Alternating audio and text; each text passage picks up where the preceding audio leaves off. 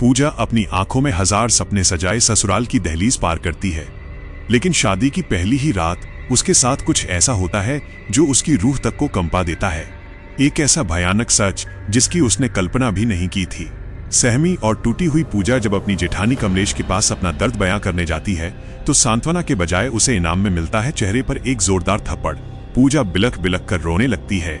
आखिर एक नई नवेली दुल्हन के साथ इतना बड़ा धोखा क्यों हुआ, जिसके लिए उसका देवर अरुण बेटे से बढ़कर है।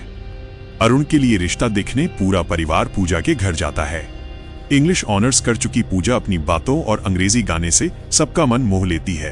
अरुण उस पर फिदा हो जाता है, लेकिन कमलेश को पूजा का ये बेबाक अंदाज रास नहीं आता। फिर भी अरुण की जिद के आगे वो झुक जाती है और सगाई हो जाती है। अगली सुबह कमलेश बाजार में पूजा को एक विरोध प्रदर्शन में देखती है। गुस्से में आग बबूला होकर वो पूजा का हाथ झटकती है और सगाई की अंगूठी खींचकर निकाल लेती है। घर में कोहराम मच जाता है। पूजा खुद कमलेश के पास आती है और बड़ी नरमी से कहती है, अगर हम सही के लिए खड़े नहीं होंगे तो दुनिया खत्म हो जाएगी।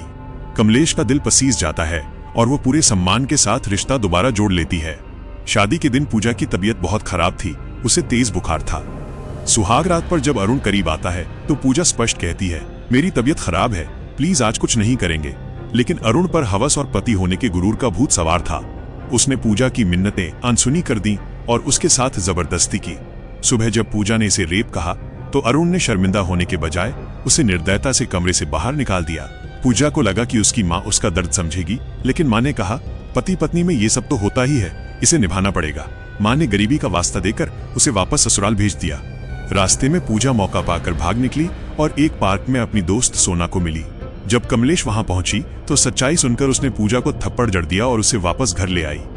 हनीमून पर भी अरुण ने पूजा की चीखों को अनसुना किया। एक रात पूजा खुद को बाथरूम में बंद कर लेती है और कहती है कि उसे पीरियड्स हैं। अरुण बेशर्मी से कहता है, मुझसे झूठ मत बोल, दरवाजा खोल, मुझे देखना है। इस खौफ और बेबसी में पूजा वहां रखी एक ब्लेड उठा लेती है। अगली सुबह पूजा अस्पताल में थी। अरुण ने सबको गुमराह किया, लेकिन लेडी डॉक्टर ने कमलेश को असली सच बताया। पूजा के नाजुक हिस्सों पर ब्लेड के गहरे घाव हैं। उसने ये खुद को बचाने के लिए किया। कमलेश अंदर तक टूट गई।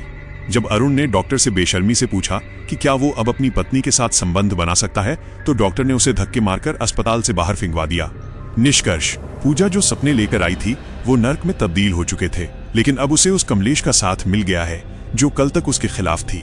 ये कहानी हमें सिखाती है कि शादी का मतलब जबरदस्ती का लाइसेंस नहीं है। एक सवाल आपके लिए, क्या आप चाहते हैं कि मैं इस कहानी के अगले हिस्से, जहां कमलेश और पूजा मिलकर अरुण को सबक सिखाती हैं, के लिए भी कुछ सीन तैयार करूं?